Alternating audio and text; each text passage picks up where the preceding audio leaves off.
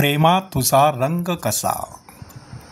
हा प्रश्न बऱ्याच कवींनी, लेखकांनी, साहित्यिकांनी, चित्रकारांनी आणि शिल्पकारांनी आतापर्यंत विचारलेला आहे.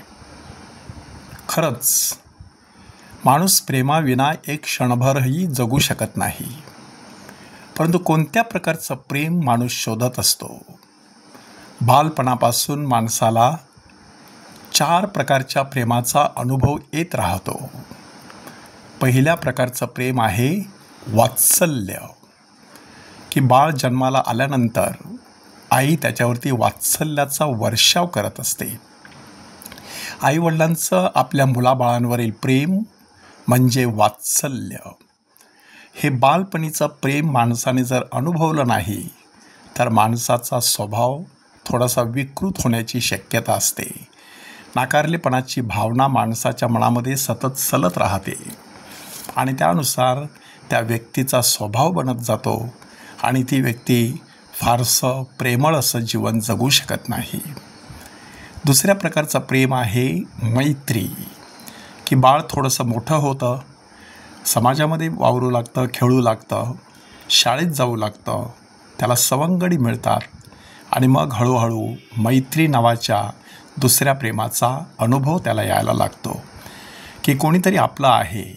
आपण अडचणीत असलो की आपल्या बाजूला उभं राहतं, आपल्याला आधार देतं, आपलं कौतुक करतं, आपल्याला मार्ग दाखवतो आणि आपली सोबत करत असतो.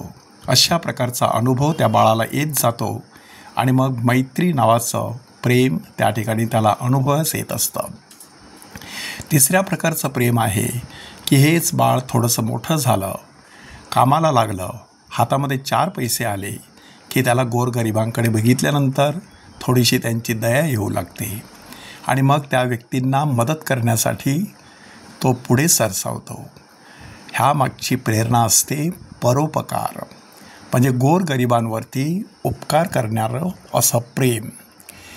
आणि चौथ्या प्रकारचं प्रेम आहे शृंगारप्रीती, की हेच बाळ आता मोठं झालेलं आहे, स्थिर स्थावर झालेला आहे, कोणाचा तरी हात धरून आपला संसार आता त्यांनी थाटलेला आहे आणि तिथे शृंगारप्रीती किंवा वैवाहिक कौटुंबिक स्वरूपाचं प्रेम जन्माला आलेलं असतं. ह्या 4ही प्रकारचं प्रेम परमेश्वराने मानवजातीवरती केलेलं आहे, की कदाचित आईला आपल्या पोटच्या बाळाचा विसर पडेल, परंतु मी तुम्हाला कधीच विसरणार नाही असं परमेश्वर सांगतो. ते त्याचं वात्सल्यपूर्ण असं प्रेम आहे, की मी त्यांना पिता होईन, ते माझे लोक होतील, मी त्यांची काळजी घेईन. अशा प्रकारचं वात्सल्यमय प्रेम परमेश्वराने दाखवलेलं आहे. त्यानंतर मैत्री.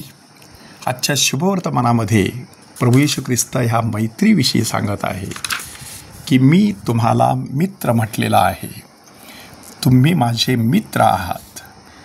आतापासून तुम्हाला दास म्हणत नाही, कारण धनी काय करतो ते दासाला ठाऊक नसतं, परंतु मी तुम्हाला मित्र म्हटलेला आहे, कारण जे काही मी आपल्या पित्यापासून ऐकून घेतलेले आहे ते सर्व मी तुम्हाला कळवलेलं आहे.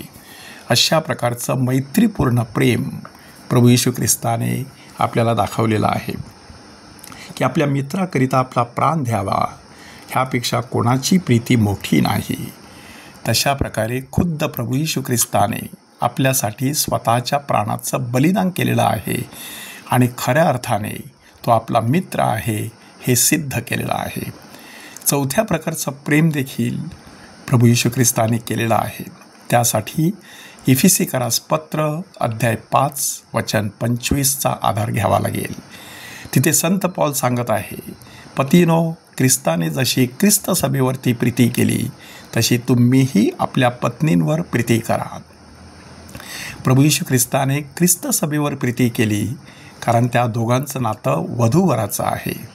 अगदी त्याप्रमाणे प्रभू येशू ख्रिस्त हा वर आणि ख्रिस्त सभा ही वधू, अशा प्रकारचं प्रेम प्रभू येशू ख्रिस्ताने ख्रिस्त सभेवरती केलेलं आहे. तो ख्रिस्त सभेशी पूर्णपणे एकरूप आणि एकजीव झालेला आहे. ख्रिस्त सभा हे ख्रिस्ताचं शरीर आहे. ह्या 4 प्रेमाचा कळस प्रभू येशू ख्रिस्ताने आणखी एका महत्त्वाच्या शब्दात गाठलेला आहे, आणि तो शब्द आहे आगापे स्वरूपाचं प्रेम. म्हणजे त्यामध्ये ह्या चारही प्रकारच्या प्रेमाचा समावेश होतोच, पण त्याही पलीकडे ते प्रेम जात असतं. निरपेक्ष, अमर्याद आणि बिनशर्त अशा प्रकारचं प्रेम. कुठलीही अपेक्षा नाही, कुठलीही अट नाही, तुम्ही कसेही वागा, मी मात्र तुमच्यावरती प्रेमच करणार, अशा प्रकारचं परमेश्वराचं प्रेम. त्या परमेश्वराकडे खास प्रार्थना करूया की हे प्रेमस्वरूप परमेश्वरा, तू सर्व प्रेमाचा उगम आहेस. आमच्या आईवडिलांकडून आम्हाला मिळालेल्या वात्सल्याबद्दल आम्ही तुला धन्यवाद देतो. आमच्या मित्रमैत्रिणीबद्दल आम्ही तुझे आभार मानतो. समाजातील गोरगरिबांविषयी आमच्या मनामध्ये कणव आणि दया उत्पन्न केल्याबद्दल आम्ही तुझी स्तुती करतो. आमच्या विवाहितांना शृंगारप्रीती वैवाहिक प्रेमाची देणगी दिल्याबद्दल आम्ही तुला उंचावितो. आणि तुझं हे आगापे निरपेक्ष प्रेम संपूर्ण जगात पसरविण्यासाठी तू आमच्या हृदयात ते प्रेम ओत, अशी आम्ही तुला विशेष विनंती करत आहे. प्रभू येशू ख्रिस्ताने मैत्रीचा हात पुढे केलेला आहे. इतकंच नाही, त्याने सांगितलेलं आहे की तुम्ही मला निवडले नाही तर मी तुम्हाला निवडलेले आहे. प्रभू येशू ख्रिस्ताने आपली निवड केलेली आहे. आपण आता प्रभू येशू ख्रिस्ताची निवड केलेली आहे का तपासून पाहूया.